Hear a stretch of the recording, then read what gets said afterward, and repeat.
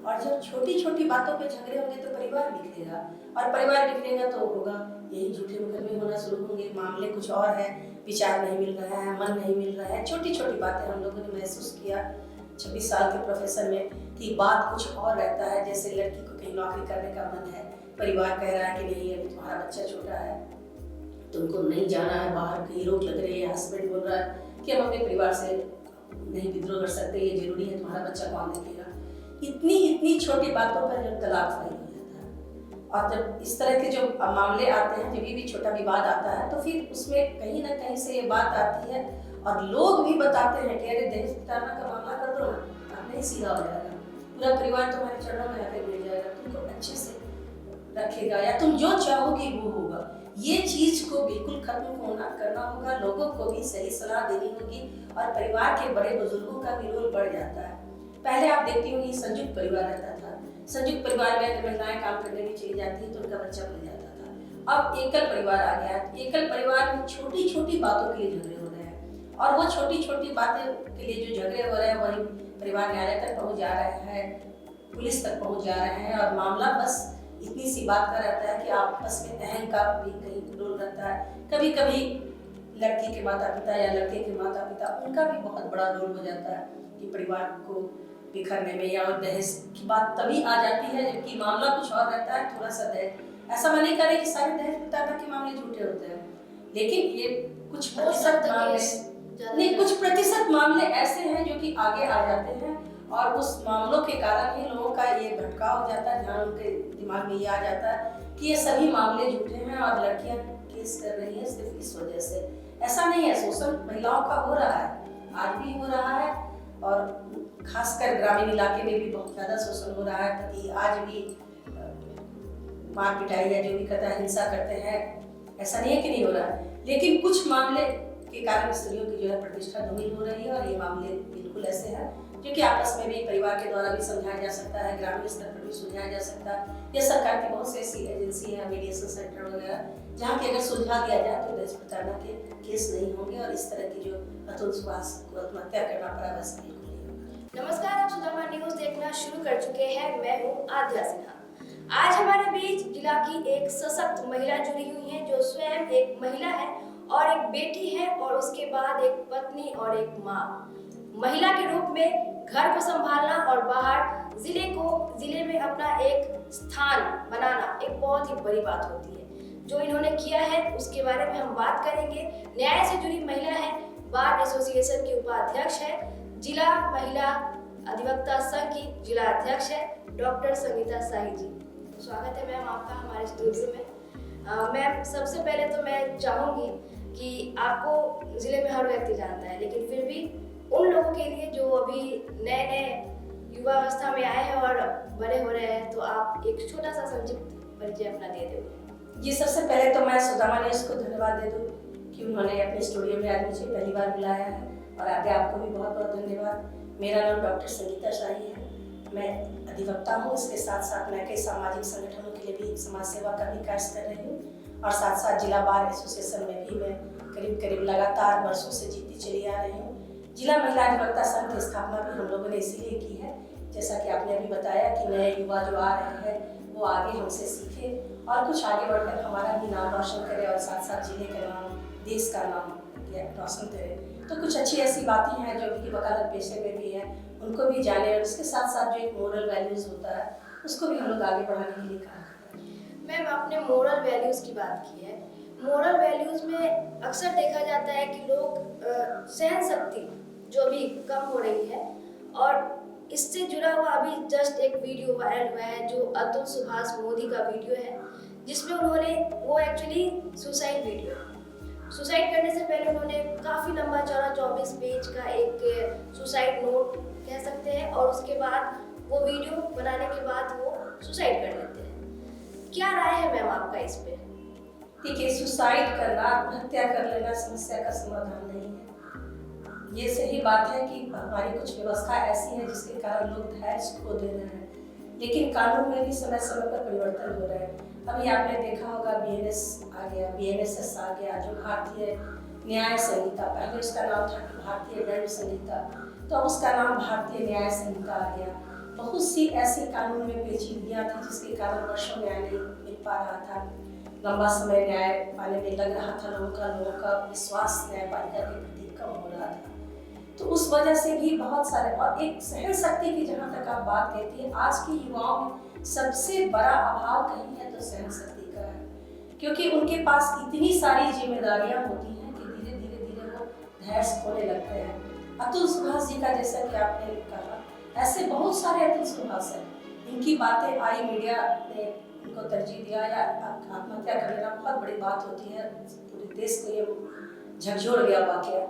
लेकिन ऐसे कई लोग हैं जो कि व्यवस्था में, जो ये दहेज प्रताड़ना का केस हो, घरेलू हिंसा का केस हो, उन पे कर दिया जाता है, लंबा समय तक मुकदमा चलता रहता है, उनकी नौकरी छूट जाती है, कई बार उनको नौकरी से निकाल दिया जाता है। तो कहीं ना कहीं जो दबाव पड़ता है, इसके कारण आदमी आत्महत्या करने का विवश हो जाता है। लेकिन फिर भी मैं ये कहूँगी कि कहीं भी धैर्य ना खोए, कहीं भी हर समस्या का समाधान है। अगर कानून है तो कानून के आगे भी और भी बहुत जो है द्वार बने हुए हैं। एक ही द्वार पे जाकर फैमिली कोर्ट ही उनका समस्या का समाधान नहीं था कि वहीं से अगर उनकी समस्या का समाधान हो जाता, अगर उनके साथ कोई गलत हो रहा था तो उनको आगे भी बहुत सारे ऐसे हैं न्याय के द्वार जहाँ की जाना चाहिए था। लेकिन सब आत्महत्या कर लेने से क्या मिला उनको? उनका परिवार नष्ट हो गया, माता पिता, कल उनकी माता को मैंने देखा बेर लग गए तो रो रही थी। तो एक परिवार जो माता पिता बहुत ही मेहनत से पाल पोस कर किसी बच्चे को अपनी पूरी गाढ़ी कमाई उसके लिए लुटा देते हैं, एक अच्छे पद पे गया या एक बच्चा युवा बना, तो उससे माता पिता को एक आशा होती है कि बुढ़ापे की लाठी बनेगा। तो फिर आपने अपने माता पिता के लिए नहीं सोचा, ये भी बड़ी बात है, आपने परिवार के लिए नहीं सोचा। तो मैं ये कहूँगी कि आत्महत्या कहीं से भी समस्या का समाधान है। हालांकि वो पढ़े लिखे और एक एआई इंजीनियर थे। एक होता है कि इंसान अशिक्षित है और वो शिक्षित नहीं है, तो वो उस तरीके का कदम उठा लेता है, तो फिर सोचने समझने की कहीं शक्ति कम होती है। लेकिन एक पढ़ा लिखा व्यक्ति जो एक अच्छे पद पे कार्यरत है, बावजूद इसके वो इस तरीके का कदम उठाता है, कहीं ना कहीं वो बहुत ही ज़्यादा परेशान होगा। और जैसे महिलाओं को अभी जो अधिकार मिला है, और ये एक बहुत ही बड़ा अधिकार मिला है जो महिलाओं को पहले नहीं मिला करता था। काफ़ी ज़्यादा घरेलू हिंसा हुआ करता था, लेकिन अब इतना ज़्यादा सब कुछ मिलने के बावजूद क्या ये जो केस उन पर किया गया ये सही था, करना चाहिए था? क्योंकि कोई भी महिला इस तरीके से इतनी आसानी से कोर्ट का दरवाजा तो नहीं खटखटाएगी। बिल्कुल, जैसा कि मैंने महसूस किया है कि इन सब वाक्यों से या ऐसे मामलों के आने से जो सही मायने में पीड़ित महिलाएं हैं उनके साथ न्याय नहीं हो पा रहा है। कानून का ध्यान इस तरफ जा रहा है कि ऐसे मुकदमे सिर्फ इसलिए किए जाते हैं कि उनके परिवार पर दबाव बनाया जाए, उनसे धन उगाही किया जाए या कोई आर्थिक दोहन किया जाए। तो इस तरह से इससे क्या दिक्कत है कि जो भी अधिकार महिलाओं को मिल रहे थे या मिल रहे हैं उस पर कहीं ना कहीं से प्रश्न चिन्ह लग जाता है। एक समाज के मन में भी ये बात आ जा रही है कि महिलाओं ने केस कर दिया, ये केस झूठा कर दिया, सच्चा कर दिया। झूठ सच का फैसला तो न्यायालय करता है, कहीं भी झूठ सच का फैसला जो भी होता है न्यायालय के द्वारा साक्ष्यों पर, परिस्थितिजन्य साक्ष्यों पर, वैज्ञानिक साक्ष्य, बहुत सारी चीजें ऐसे आती हैं जिसके आधार पर न्याय मिलता है। तो ये तो हम नहीं कह पाएंगे कि ये उन्होंने जो झूठा मुकदमा था या सच्चा मुकदमा था, लेकिन कहीं भी अगर किसी को फेस करना है तो कहीं उसको तो कहीं ना कहीं से सत्य का सामना करना ही चाहिए। और अगर हम सत्य पे हैं तो हमें तो अंतिम लड़ाई तक चलना चाहिए, उसको ऐसा साबित कर दे, जैसा कि बहुत सारे अखबारों में भी आपने पढ़ा होगा कि 80% जो मामले हैं उस दहेज प्रताड़ना के उसमें सजा नहीं हो पाती है, बाद में समझौता हो जाता है, मेल मिलाप करा दिया जाता है। तो ये चीज़ अलग है। दूसरी चीज़ एक आपने बहुत अच्छी बात कही, मैंने भी महसूस किया है कि जो प्राइवेट जॉब वालों को मानसिक तनाव जरा ज़्यादा रहता है, उन पर कार्य का बहुत ज़्यादा बोझ होता है। सवेरे सुबह 7 बजे कहीं ऑफिस ज्वाइन करना है तो 5 बजे घर से निकलना है उन्हें, 7 बजे ऑफिस ज्वाइन किए। शाम में भी बड़े बड़े महानगरों की ज़िंदगी मैंने देखी, 7 बजे अगर निकले हैं तो घर 9 बजे पहुँचते हैं। ऐसे में परिवार से अगर तनाव मिलता है तो वो कहीं ना कहीं से धैर्य खो देते हैं। तो इस चीज़ में कहीं ना कहीं से उस व्यक्ति को या जो भी व्यक्ति हो इस तरह से पीड़ित हो उसको धैर्य बनाए रखना है और इस चीज़ में न्याय मिलेगा।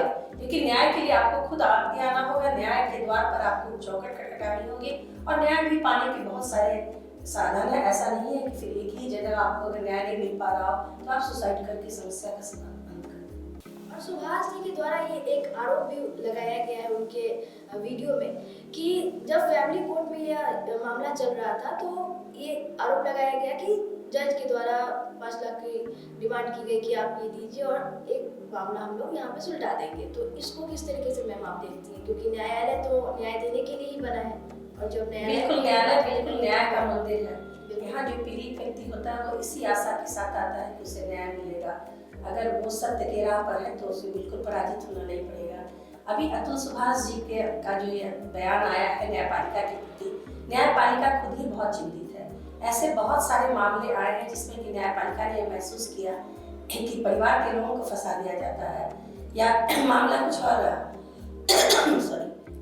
और रहा और उसके साथ साथ उसमें दहेज की बात लगाकर एक केस बना दिया जाता है, पुलिस परेशान करने लगती है। तो ये बहुत मतलब पुराना 1998 पे एक कानून आया था, संशोधन आया था कि ऐसे मामलों में गिरफ्तारी नहीं होगी, बिना सच जाने पुलिस गिरफ्तार नहीं करेगा। पुराना जो सीआरपीसी था उसमें 41 का नोटिस मिलता था और 41 के नोटिस के तहत व्यक्ति जाकर हाजिर होता था या उसके परिवार वाले जाकर हाजिर होते थे और वहां से पहले उसे ये पुलिस द्वारा बॉन्ड से छोड़ दिया जाता था। उसके बाद ये जांच होती थी। इसमें भी बहुत सारी बातें आई कि कहीं ना कहीं से लोगों को लगा कि नहीं, पुलिस के पास जाना पड़ता है या परेशान होना पड़ता है। तो फिर अभी जो नया कानून में संशोधन आया उसमें बिल्कुल ये बातें बिल्कुल स्पष्ट कर दी गई है कि किसी भी मामले में गिरफ्तारी नहीं होगी। सबसे पहले मामलों की जांच की जाएगी। मामले की जांच करने के बाद तब जाकर इस मामले में कहीं ना कहीं से कोई गिरफ्तारी होगी या जो पीड़ित महिलाएं हैं, ऐसा नहीं है कि एक मामला ऐसा आ गया या कुछ मामले ऐसे आ गए तो कह दिया जाए कि महिलाएं पीड़ित नहीं है। बिल्कुल महिलाओं पे अत्याचार नहीं हो रहा है। महिलाओं की जो बात भी आ रही है, देखिए हमारा समाज पितृसत्तात्मक समाज शुरू से रहा है। कहीं से भी इसमें पुरुषों का ये कोई दोष नहीं है कि वो महिलाओं को आगे बढ़ने में वो रोकते हैं या महिलाओं की जो उनकी उन्नति उनसे नहीं देखी जाती है। लेकिन बात क्या होती है, जैसा कि मैंने महसूस किया, मेरे निजी विचार है कि शुरू से ही बताया जाता है कि महिलाएं जो है वो कमजोर है, महिलाओं से ये काम नहीं हो सकता, ये पुरुषों का काम है, महिलाएं अकेली बाहर नहीं जा सकती, महिलाएं अकेली पढ़ने नहीं जा सकती।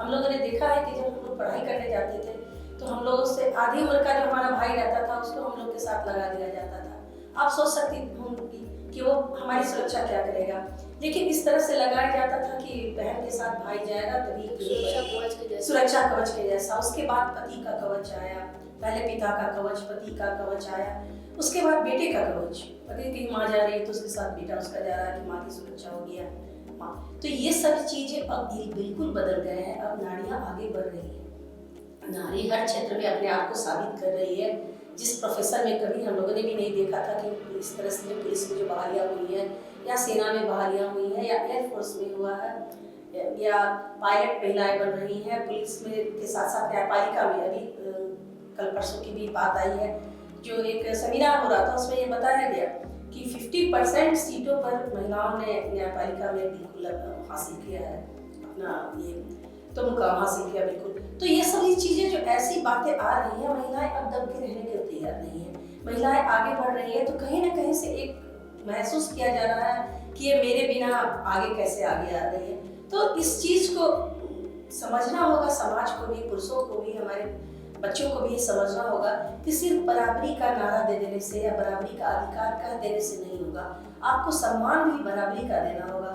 और जहाँ भी बराबरी का सम्मान अगर बचपन से देना शुरू करेंगे तो जाहिर है कि ऐसे मामले नहीं आएंगे। अब महिलाओं के साथ आपने कहा भी पहले कि दोहरी जिम्मेवारी होती है, तो आपको ये भी चीज समझना होगा कि पुरुषों को भी सहयोग करना होगा उसमें। अगर पुरुष ये सोचेंगे कि खाना बनाना भी महिला का ही काम है और बाहर जाके जॉब करना भी महिला का ही काम है, तो फिर कहीं ना कहीं से परिवार में असंतुलन होगा, क्योंकि बचपन से उनको सिखाया गया है, चाहे जिस भी परिवेश में हो, कह रहे ये तो महिलाओं का काम है, किचन तुम्हारा काम नहीं है।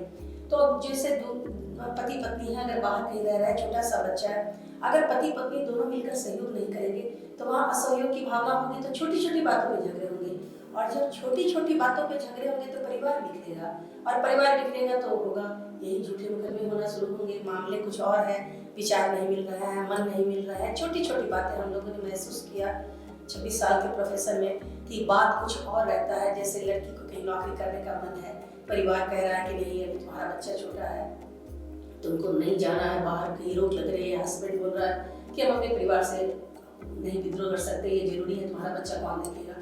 इतनी छोटी बातों पर जब तलाक फाइल हो जाता है और जब इस तरह के जो मामले आते हैं, जब भी छोटा विवाद आता है, तो फिर उसमें कहीं ना कहीं से ये बात आती है और लोग भी बताते हैं कि अरे दहेज प्रताड़ना का मामला कर दो ना, आप नहीं सीधा हो जाएगा, पूरा परिवार तुम्हारे चरणों में आकर गिर जाएगा, तुमको अच्छे से रखेगा या तुम जो चाहोगी वो होगा। ये चीज को बिल्कुल खत्म करना होगा, लोगों को भी सही सलाह देनी होगी और परिवार के बड़े बुजुर्गों का भी रोल बढ़ जाता है। पहले आप देखती होंगी संयुक्त परिवार रहता था, संयुक्त परिवार में अगर महिलाएं काम करने भी चली जाती है तो उनका बच्चा मिल जाता था। अब एकल परिवार आ गया, एकल परिवार में छोटी छोटी बातों के लिए झगड़े हो रहे हैं और वो छोटी छोटी बातें के लिए जो झगड़े हो रहे हैं वही परिवार न्यायालय तक पहुंच जा रहे हैं, पुलिस तक पहुंच जा रहे हैं और मामला बस इतनी सी बात का रहता है कि आपस में अहंकार भी कहीं रोल रहता है। कभी कभी लड़की के माता पिता या लड़के के माता पिता, उनका भी बहुत बड़ा रोल हो जाता है कि परिवार को बिखरने में, या और दहेज की बात तभी आ जाती है जबकि मामला कुछ और रहता है, थोड़ा सा दहेज। ऐसा मैं नहीं कह रही कि सारे दहेज प्रताड़ना के मामले झूठे होते हैं, लेकिन ये कुछ प्रतिशत मामले नहीं, कुछ प्रतिशत मामले ऐसे हैं जो कि आगे आ जाते हैं और उस मामलों के कारण ही लोगों का ये भटकाव हो जाता है, ध्यान उनके दिमाग में ये आ जाता है कि ये सभी मामले झूठे हैं और लड़कियां केस कर रही हैं सिर्फ इस वजह से।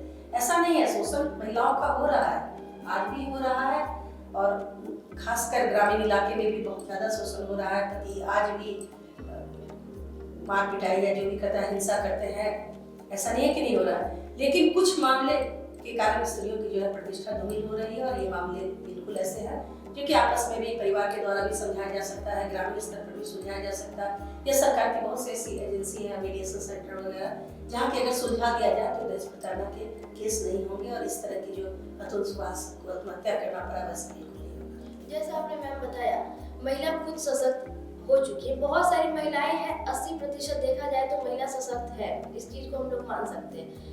और इस केस में भी निकिता सशक्त है और वो खुद कमा रही है, लेकिन उसके बावजूद खर्च के लिए 3 करोड़ रुपए का डिमांड करना, ये कहाँ तक सही लगता है? एक महिला के द्वारा जो खुद एक सशक्त होने के बावजूद, अगर न्याय चाहिए था तो न्यायपालिका से हम बहुत सारा डिमांड कर सकते हैं, बट इस तरीके का खर्च इतना ज्यादा।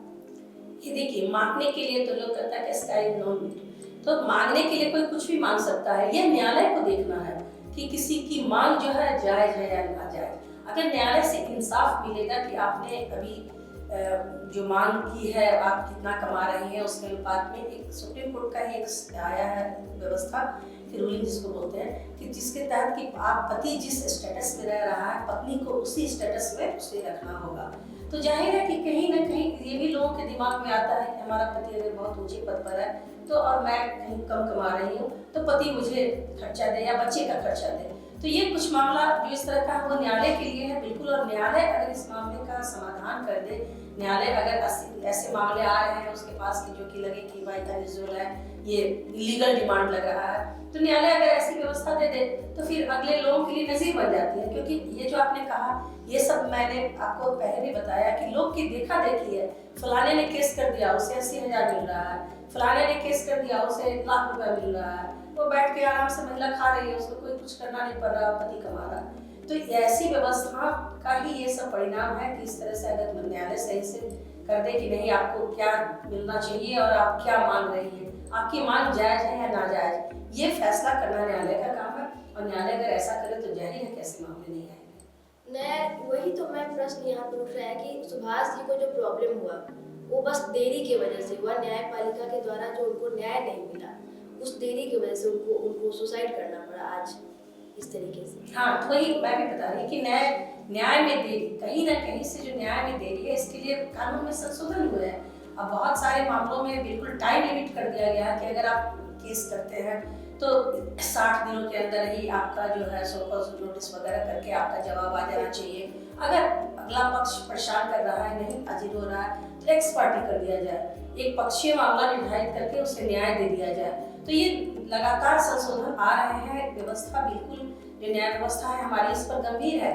हमारी जो मैंने बताया भी कि अभी सुप्रीम कोर्ट है, तेलंगाना हाई कोर्ट का भी एक नज़ीर आया है, ऐसा फैसला आया है जिसमें चिंता जताई गई है कि इस तरह के अगर मामले आएंगे तो न्याय व्यवस्था के प्रति लोगों का असंतोष बढ़ेगा। लेकिन बिल्कुल ये न्याय की भी एक सीमा होती है, न्याय का एक तरीका पाने का तरीका होता है, और जो न्यायपालिका है उसको भी दोनों पक्षों की बात सुनी जाती है दोनों पक्ष गवाह पेश करते हैं, सारे साक्ष्य सबूत के आधार पर ही फैसला होता है और फैसले की अब समय सीमा मुझे लगता है कि निश्चित होने जा रही है। तो इस तरह से जो सरकार इस पर गंभीर है और आगे वाले दिनों में मुझे लगता है कि बहुत सारी व्यवस्थाएं ऐसी आएगी, ऐसे चेंजेस आएंगे जिससे कि न्याय बिल्कुल पाना सरल हो जाएगा। तो मैम क्या लगता है महिलाओं के द्वारा इस तरीके से जो केस कर देना इतना आसान हो गया है आज के डेट में, ये सही है या फिर इसको कुछ इसमें भी संशोधन करने की महिलाओं को खुद सोचना होगा इसके लिए। अगर महिलाओं को न्याय पाना है, मैं यह नहीं कह रही कि अगर आपके साथ गलत हो रहा है या आपको प्रताड़ित किया जा रहा है तो आप चुप बैठे, आप बिल्कुल न्याय की शरण लें। लेकिन झूठे मुकदमे अगर आप कर रही हैं और कल को साबित ही हो जा रहा है तो उसके बाद फिर अन्य लोगों के साथ परेशानी होगी। जो ऐसी महिलाएं हैं जो दबी हुई है उनको परेशानी होगी बिल्कुल। जो कुछ, ये तो आप बात पढ़े लिखों की हुई, कुछ ऐसी भी बच्चियां हैं, महिलाएं हैं जो कि कम पढ़ी लिखी हैं, जो खेतों में काम करती हैं, मजदूरी वगैरह करती हैं, उनको कानून का पता नहीं है, उनको कोर्ट का पता नहीं है। कल उनके लिए बहुत बड़ी प्रॉब्लम होने वाली है। कल उन्हें प्रताड़ित किया जाए या किसी तरह की हिंसा उनके साथ की जा रही है तो फिर वो आवाज उठाने के पहले वो सोचेंगी और कानून भी उनके प्रति उतना गंभीर नहीं हो पाएगा, क्योंकि लगेगा कि अरे सभी लोग तो ऐसे ही झूठे मुकदमे करते चले जाते हैं। ये अलग बात है कि हर फैसला बिल्कुल साक्ष्य पर होता है, सबूतों के आधार पर होता है, दोनों पक्षों को सुना जाता है, काउंसलिंग होती है। अब मैं ये बता दूं आपको कि फैमिली कोर्ट पे अगर उन्होंने भी सुभाष जी ने भी किया जो कि तो सुभाष जी पर जो केस हुआ उसमें 3 बार काउंसलिंग हुई होगी। पहले फैमिली कोर्ट बैठा के 3 बार काउंसलिंग करते हैं, उसके बाद दोनों पक्ष जो है अपना अपना सबूत पेश करते हैं, गवाही होती है, उसके आधार पर फैसला होता है। तो बिल्कुल अगर इस तरह से झूठे मामले होते रहे तो फिर आगे हम महिलाओं को न्याय दिलाने में अपने आप को असमर्थ पाएंगे और महिलाएं आगे बढ़कर न्याय ले नहीं पाएंगी, क्योंकि उनकी हिम्मत टूट जाएगी, उनका मनोबल टूट जाएगा कि ऐसे मामले जो है वो हम कोर्ट में लेकर जाएंगे तो कोर्ट कहेगा कि ये तो झूठा मामला है। और पहले से ही कोर्ट ये सोच के अगर बैठ जाए कि झूठे मामले आ रहे हैं तो ये मुश्किल हो जाएगी। मैम इस तरीके से एक यहाँ पे ये जो केस है जिसमें हम लोग बात कर रहे हैं, यहाँ पे निकिता जी का ये भी था कि एक तरीके से प्रोवोक करना कि कोर्ट में उनके द्वारा ये भी कहा गया कि तुम तो मरना चाहते थे ना, तुम मरे क्यों नहीं। ये सामने में कोर्ट में इस तरीके का बयान देना और उसके बाद वो सुभाष जी का सुसाइड करना, ये तो बहुत बड़ा एक प्रश्न चिन्ह उठ जाता है। ये बिल्कुल सही बात है। ये इन कैमरा प्रोसीडिंग जो होती है, जैसा साहिबा या जो भी हो उनके चैम्बर में प्रोसीडिंग होती है, तो इस प्रोसीडिंग में अगर जांच होगी और इस तरह की बात आएगी तो ये बहुत गंभीर मामला है। ये कि इस तरह से कोई मतलब मुस्कुराने की बात आए, लेकिन सिर्फ आरोप लगा देने से नहीं होता। मरने वाले का बयान ये भी सही है कि मरने वाले का कोई भी बयान जो है उसको बहुत महत्वपूर्ण माना जाता है, लेकिन ये सिर्फ आरोप लगा देने से क्या परिस्थिति थी, कब वो हंसी, क्या हुआ, ये चीज जब तक मतलब कि ये सामने में नहीं आती है बात या कहीं ना कहीं उसकी रिकॉर्डिंग नहीं हो और हम लोग देखे नहीं समझे करना, इसको एक प्रोवोकिंग में लिया जा सकता है कि जैसे कि कोई भी इंसान अगर मेंटली प्रेशराइज्ड है, वो अगर मेंटली हैरेसमेंट उसके साथ हुआ है वो तो कहेगा ही कि हाँ मैं मरना चाहता हूँ, तो सामने वाला का ये कहना कि तुम तो मरना चाहते थे, तुम मरे क्यों नहीं। वही मैं बता रही हूँ कि एक पक्षीय बात है, ये उनकी बात आई है कि वो उन्होंने मुस्कुराया या उन्होंने ये बात कहा, अभी उनकी भी बात आनी बाकी है और बहुत सारे मामलों में ये चीज बाद में खुलकर आता है कि किस परिस्थिति में या किसने, क्योंकि अभी अगर हम लोग तुरंत कुछ कह दे रहे हैं तो ये एक तरफा बयान होगा और ये एक तरफी बात अभी आ रही है। दोनों पक्षों की बात जब आ जाए, हो सकता है कि इस मामले में उनसे भी पूछताछ हो, तो जब तक दोनों पक्षों की बात, निकिता का भी बयान आना बाकी है, तो जब तक दोनों पक्षों की बात खुलकर नहीं आती है तो किस परिस्थिति में या किस वजह में आत्महत्या उन्होंने किया, ये बात अभी खुलकर आना बाकी है। और जब तक ये दोनों पक्षों की बात हम लोग नहीं सुनेंगे तब तक ये समझ नहीं पाएंगे कि वो प्रोवोक कर रही थी या वो समझ रहे थे कि ऐसा प्रोवोक किया जा रहा है। कभी कभी इंसान के मन में भी, जब इंसान अवसाद में रहता है तो इंसान के मन में भी कुछ बातें ऐसी आती हैं कि उसे लगता है कि अगला मुझे ही देख के हंसता है, लेकिन क्या परिस्थिति थी, क्या बातें थी, वो अंदर जैसा चैम्बर की बात है, वो बातें जब तक उनके तरफ का कुछ नहीं आता है तो उसमें कुछ टिप्पणी नहीं दे। जब तक न्याय पूरे तरीके से हो ना जाए, लेकिन सुभाष जी ने जो कदम उठाए तो बिल्कुल ही सही कदम नहीं था। किसी भी इंसान को इस तरीके का कदम नहीं उठाना चाहिए और सुसाइड तो एक बहुत ही बड़ा एक कदम है जो किसी भी इंसान को किसी भी परिस्थिति में नहीं उठाना चाहिए। मुझे लगता है कि आप भी इस बात से सहमत होंगी, क्योंकि आप तो एक खुद न्यायालय में आपने अपना एक अच्छा स्थान बना के रखा है और सामाजिक चीज़ों से आप जुड़ी हुई हैं, लोगों से जुड़ी हुई हैं। मैं चाहूँगी कि आप एक अपना अनुभव के हिसाब से, अपने अनुभव के हिसाब से आप लोगों को कुछ ऐसा संदेश दें जिस पर लोग कुछ अमल कर सकें। जी बिल्कुल, किसी भी परिस्थिति में आप धैर्य न खोए, संयम बनाए रखें, न्यायपालिका पर विश्वास रखें, अंतिम निर्णय आने से पहले कोई ऐसा कदम न उठाए जिससे कि एक समाज को झकझोर दिया जाए। ये जो मामला आया है ये बिल्कुल सबको, चाहे वो महिला हो या पुरुष, सभी को ये झकझोर देने वाला दिल दहला देने वाला ये मैटर है। इसमें मैं ये संदेश देना चाहूँगी कि कल अंतिम न्याय आपको बिल्कुल मिलेगा। न्याय पर विश्वास रखें और बिल्कुल अपने आत्मबल को बनाए रखें। अगर आप सत्य हैं तो सत्य परेशान हो सकता है, पराजित नहीं। हमेशा सत्य पे विश्वास करें। बहुत बहुत धन्यवाद मैम आपका स्टूडियो में आने के लिए।